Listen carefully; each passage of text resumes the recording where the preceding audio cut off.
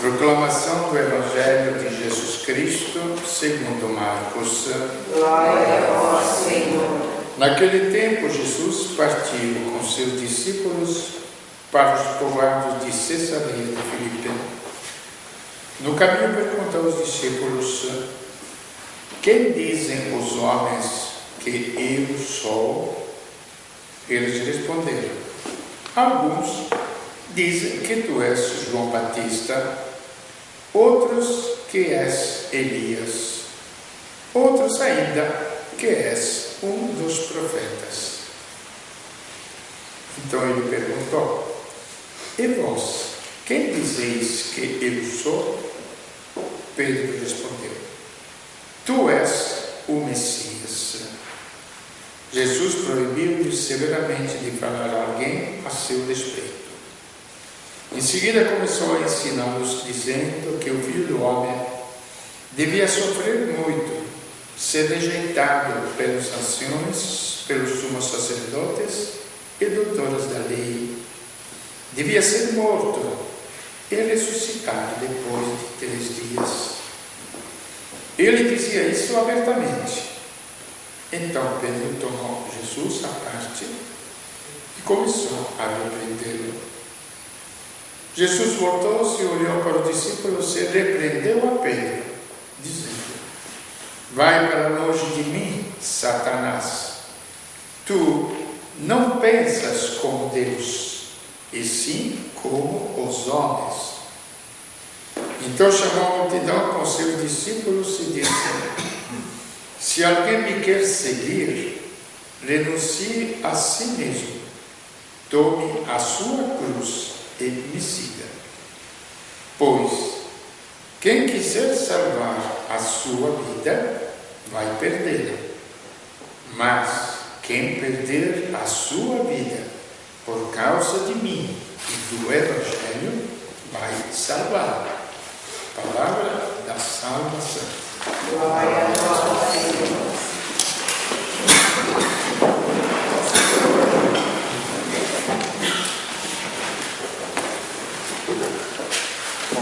Teríamos muitos temas pelas leituras de hoje que nem saberia qual começar, sinceramente.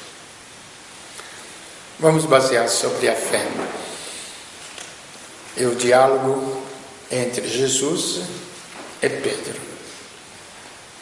Primeiro ele pergunta, e ainda a eterna pergunta que se faz nos dias de hoje vai ser feita sempre: quem é aquele homem de Nazaré? Agora que o islamismo está vindo à tona no mundo inteiro, com o seu fanatismo, com suas regras morais, que para nós civilizados parecem loucuras, não é? Apedrejar uma mulher adúltera é o fim da picada, não é? Lançar bombas atômicas sobre uma cidade não é o fim da picada, não. Mas apedrejar uma mulher adúltera é o fim da picada, não é? Numa cidade com 150 mil habitantes, não existem inocentes. Num prédio onde mora 3.500 pessoas, são todos inocentes. Se formos assim, estamos todos perdidos, porque estamos exatamente numa linguagem puramente humana. E a linguagem humana defende simplesmente os meus interesses. Não defende a justiça. Não defende a verdade. Isto é natural, o egocentrismo. Então existe dentro de nós um problema muito sério, que nós não descobrimos. Nos ensinaram, repito mais uma vez, os pecados, aquelas coisinhas proibidas, né? Como muitas vezes tudo que é gostoso diz que é pecado.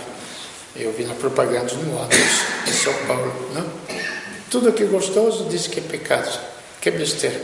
Gostoso ou não gostoso? Primeira coisa, Será que é gostoso ir ao médico? Acho que não, hein? Será que é gostoso fazer uma cirurgia? Acho que não. Será que é gostoso tomar remédio a vida toda, ou remédio amargo? Acho que não. Será que é gostoso até jejuar para ficar mais uma silhuete assim?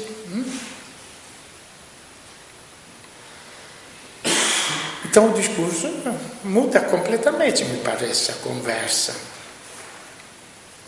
Existe uma verdade maior do que os nossos pequenos atos de cada dia. Quer dizer, existe uma finalidade e uma meta maior. A saúde, a vida, a beleza, o bem-estar. Então veja que também as renúncias têm a sua lógica. Se nós renunciarmos ao pouco para ganhar o muito. A lógica está toda aí.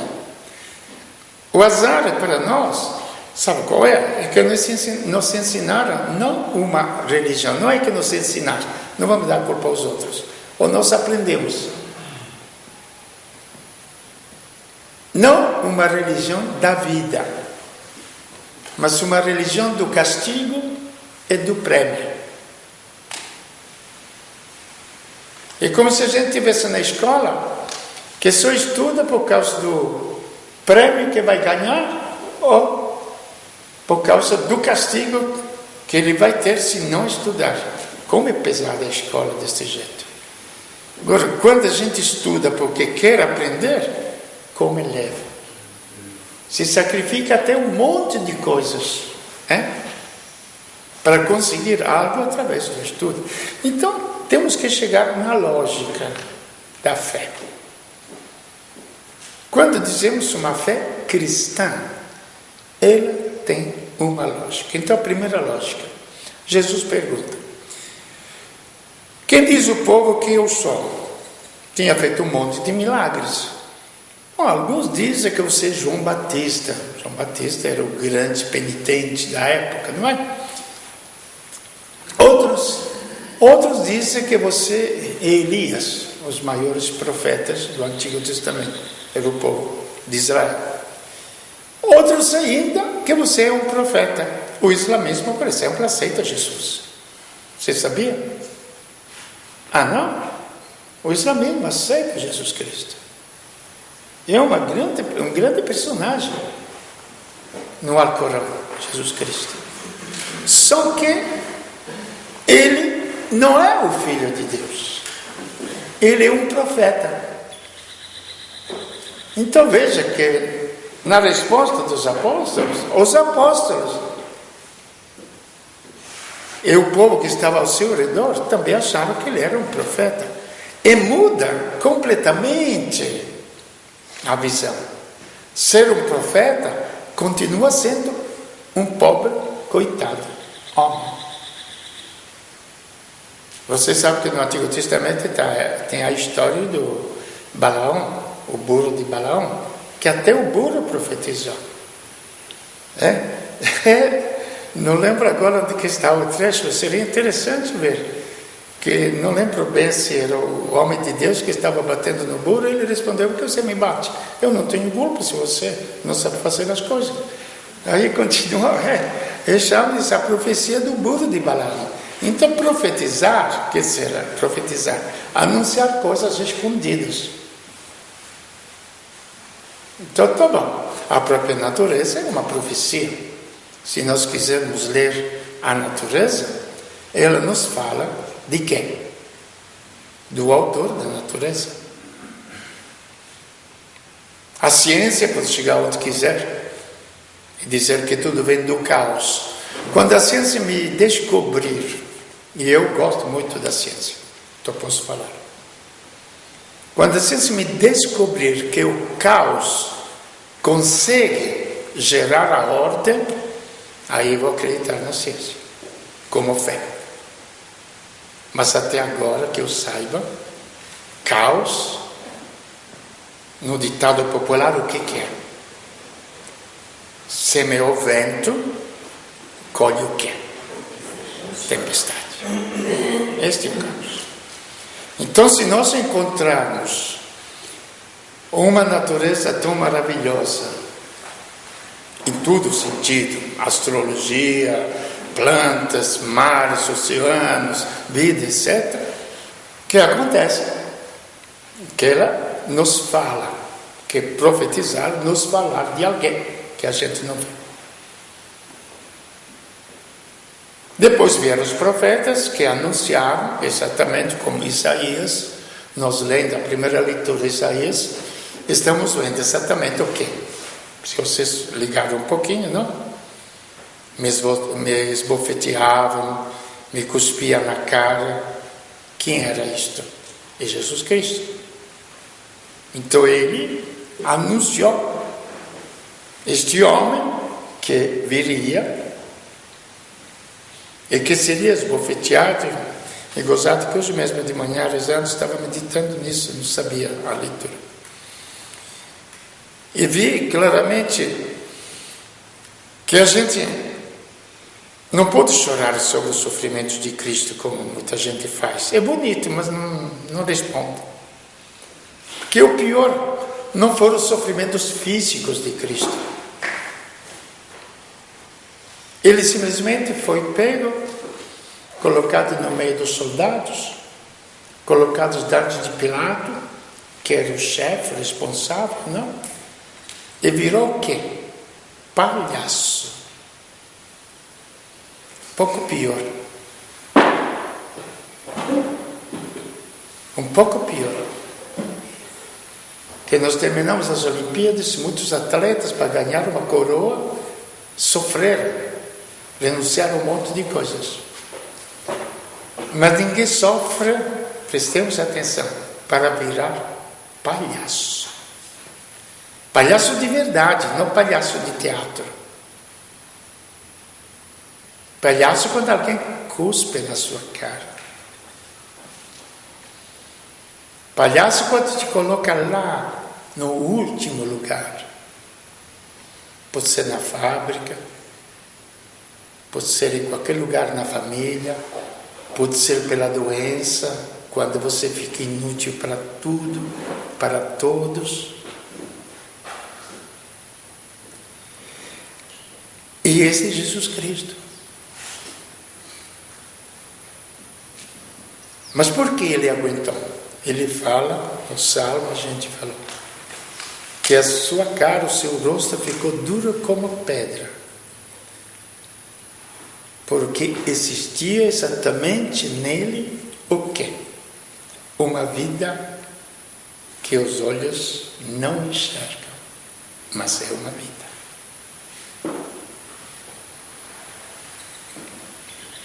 Mais uma vez insisto, nós temos que nos definir se somos simplesmente um corpo. Aquilo que se chama de materialismo. Se somos simplesmente um corpo. Então, em função deste corpo, nós temos que fazer tudo. Porque Ele é o nosso Deus. Aquele que vai nos dar a alegria, aquele que vai nos dar os prazeres, aquele que nos vai dar a satisfação, e aí por diante. O orgulho de ser, o orgulho de existir. Bom, é só abrir as revistas para vocês verem como o mundo vai atrás disso. Mas se por um acaso existe dentro de nós alguma coisa que a gente não vê, põe acaso, põe acaso, eu não vou dizer assim, não estou brincando, estou falando sério mesmo, dando risada, porque só para dar risada daquilo que nós pensamos. Põe acaso que existe algo invisível dentro de nós. Põe acaso que isso se chame inteligência. Será que muda o nosso existir? Professor? Para que ficar numa escola se o corpo é tudo?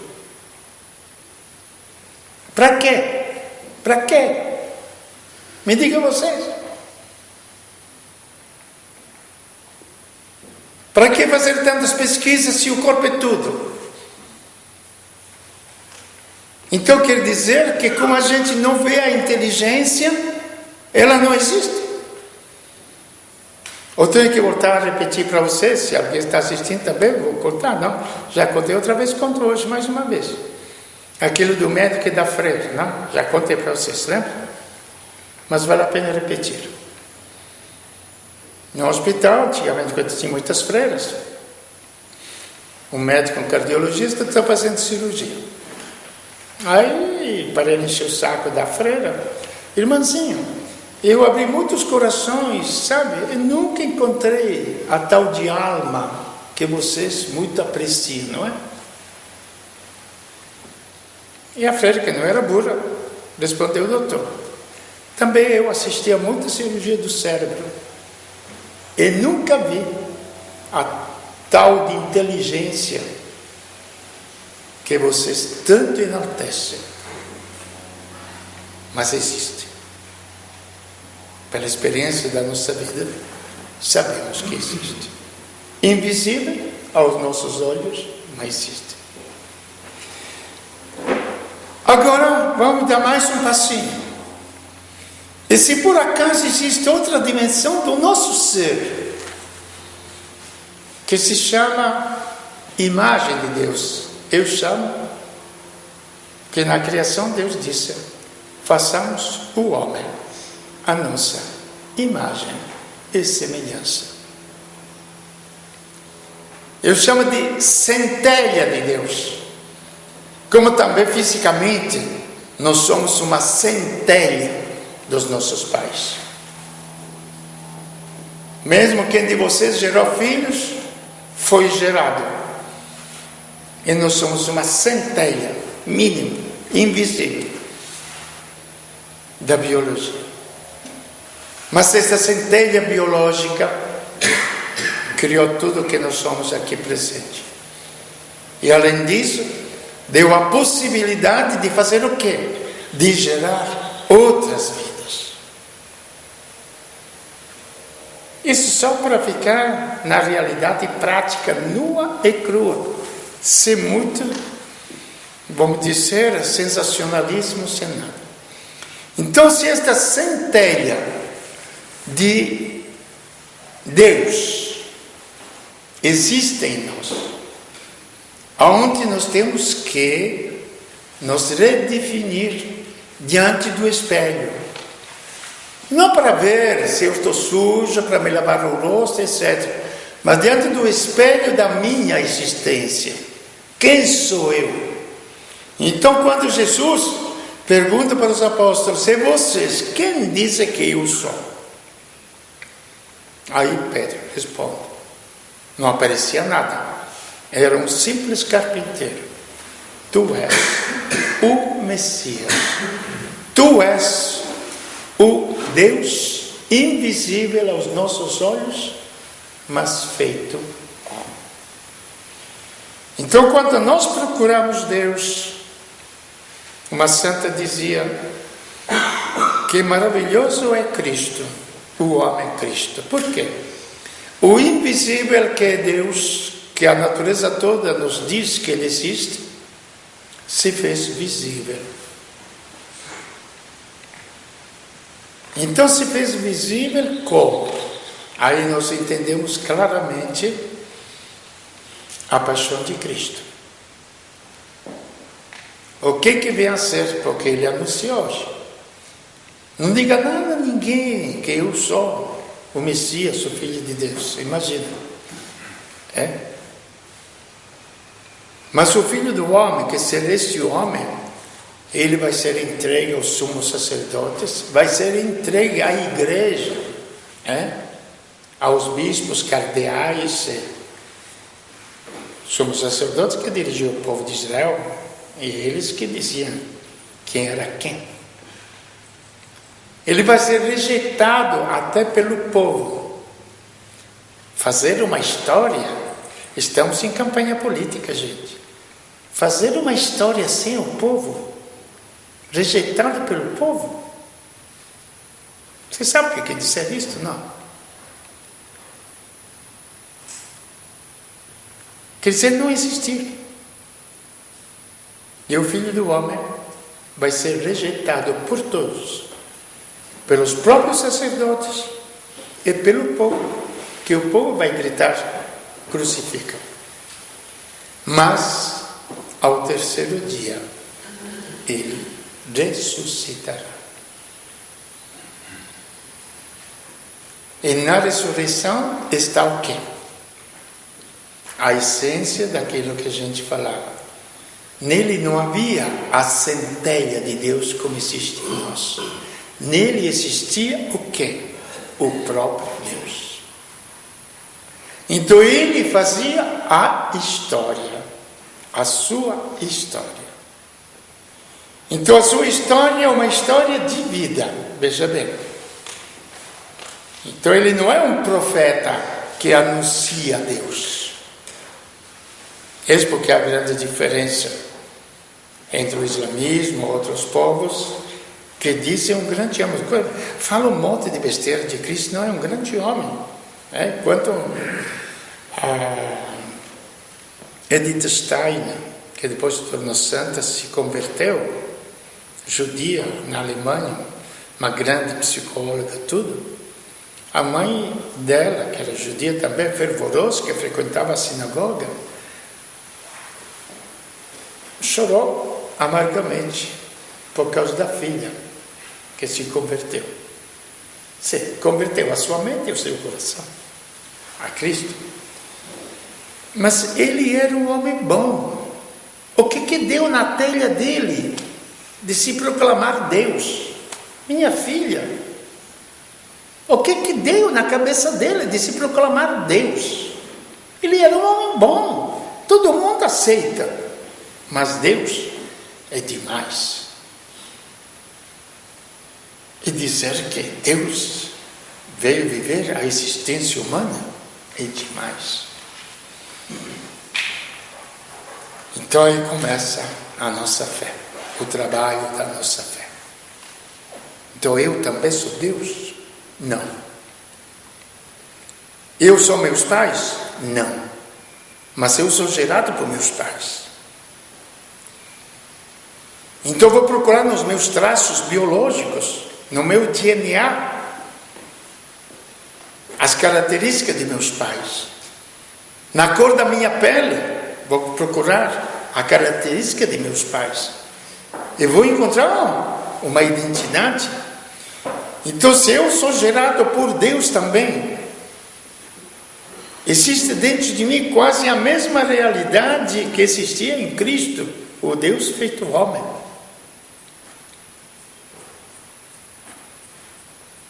Então eu tenho que encontrar o quê? A realidade de Deus que está dentro de mim. E como, voltando à inteligência que faz, supera as dificuldades materiais da vida humana. Se trabalhava com a enxada, antes da enxada, sei lá como, não? Usando a inteligência, a gente descobriu as máquinas que aliviaram o trabalho dos homens. Descobriram um monte de coisas. Assim também.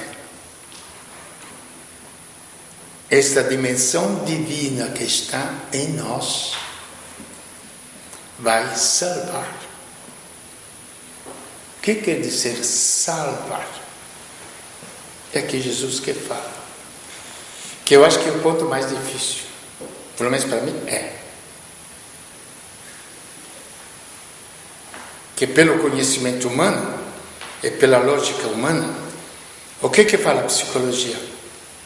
É preciso massagear o próprio ego, não é? Não fala assim? Você não pode falar a verdade a uma pessoa. Você ofende. Então você tem que falar a mentira.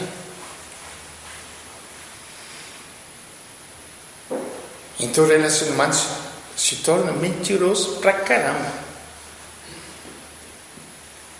Por quê? Porque tem que massagear o meu ego. Você não pode falar à pessoa que ela errou. E mesmo nós, pessoalmente, quando erramos, tentamos de arrumar mil desculpas para dizer que não éramos tão culpados, afinal de contas, sabe? Então veja que o nosso ego não é de brincadeirinha, não. É muito profundo. Então, quem quiser me seguir, renuncie a si mesmo. Jesus não fala para renunciar às coisas, não. Quem quiser me seguir e não renuncia a si mesmo, vai perder a sua vida. Mas quem quer perder a sua vida por mim, vai salvá-la. Então veja que muda o jogo. Não é mais o prêmio ou o castigo que Deus vai me dar. Sou eu que decido o que eu quero fazer da minha vida. Se acredito que em Cristo eu vou encontrar a minha vida, o que eu tenho que fazer?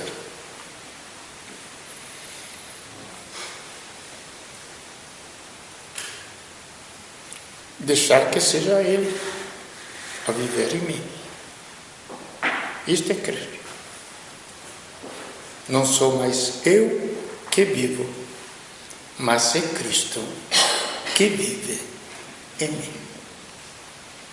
Esta é a fé cristã. E aí que acontece? Que exatamente, se é Cristo que vive em mim, vem também a segunda leitura. Se eu tenho fé, não tenho obras, a minha fé é morta, que se não existe. Mas se Cristo vive em mim, será Ele a fazer as obras. Eu não vou agir mais com meu coração pequenininho, fechado, angustiado, egoísta. Mas será Ele será a amar através de mim. Então Ele não está me pedindo o impossível.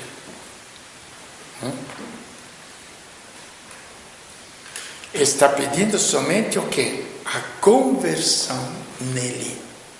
A conversão nele. Conversão se realiza onde?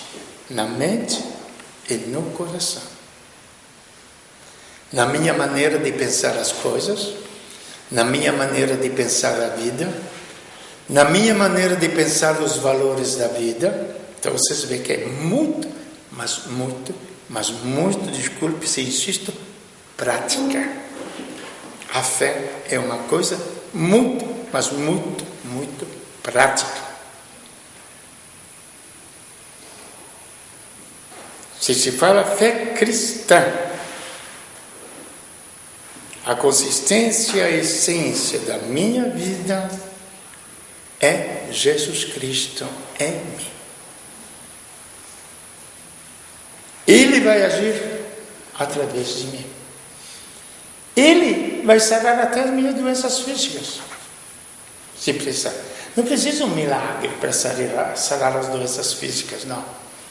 Ele é um princípio ativo. E como os antibióticos que nós tomamos, eles agem como princípio ativo. Então, se ele existe em mim e eu conseguir ativar este princípio de vida,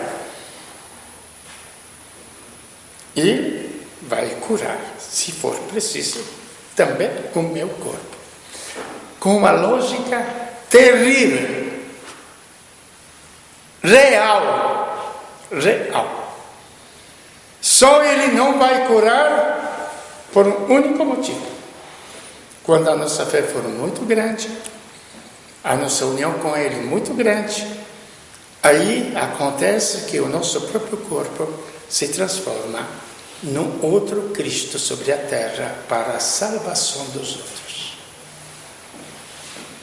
Aí as nossas dores, as nossas doenças, a nossa autodestruição vai ser simplesmente feita em Cristo e vai salvar os outros. Mesmo assim, veja bem, é vida. Porque isto foi exatamente o que Cristo fez. Pelo tamanho da vida que Ele tinha, pelo tamanho do amor que Ele tinha para conosco, Ele se ofereceu como vítima para a expiação dos pecados. Palavra estúpida, mas a gente lê, não temos outro vocabulário. Eu diria, para a redenção de uma não vida, para Ele colocar uma vida. Acho que não é difícil entender isto, não? O que acontece exatamente dentro de um morto. E se verifica a ressurreição de Cristo. Numa não vida, que era aquele corpo tirado da cruz e colocado no sepulcro, Deus agiu e nos renovou como vida. Então nós não precisamos de milagres espetaculares, formidáveis. Nós já carregamos dentro de nós o princípio da ação de Deus, que nós depois chamamos milagre. Milagre. Mas não é. É simplesmente ação de Deus. Então nós continuamos na nossa existência, para concluir, com as nossas pequenas forças humanas, com a nossa visão mesquinha humana, com os nossos desejos humanos, tranquilos. Ou nós mudamos de pensamento, já começa o princípio, e o pensamento nos leva a mudar o coração. Aí nós começamos a desejar, começamos a amar, não mais as coisas, mas a vida, que é o próprio Deus. Aí sim, as coisas se tornam ok. Nada. Porque, gente, digamos claramente, se um pedaço de ouro estiver lá fora, será que ele grita para mim, vem me buscar porque eu tenho muito valor? Ou é a minha cobiça que vai procurar o ouro? Sejamos claros. Por que tanta gente deixava tudo para ir até ser apelada? Estudos, carreira, tudo. Não era cobiça? Pensando que o ouro ia lhe oferecer tudo o que ele queria na vida. Fazer só uma coisa, para não colocar todo o resto da nossa existência, não é?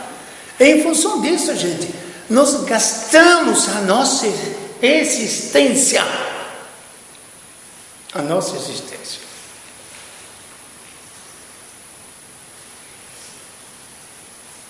Então, crer, repito, insisto e termino.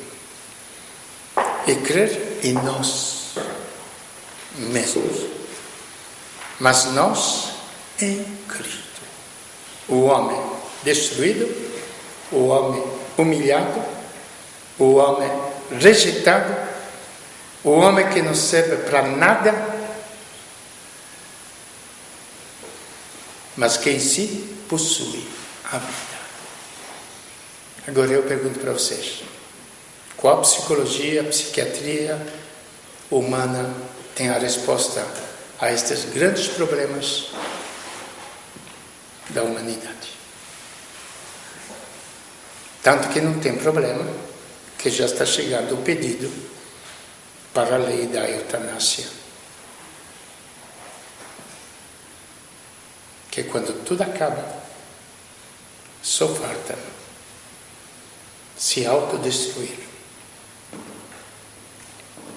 Mas a gente não se destrói, não. Porque o Espírito vive. O nosso corpo, sim. Se fôssemos só um corpo, vale a pena. Mas nós não somos só um corpo. E salvar esta vida, quem quiser salvar a sua própria vida, deve perdê-la por Cristo e em Cristo.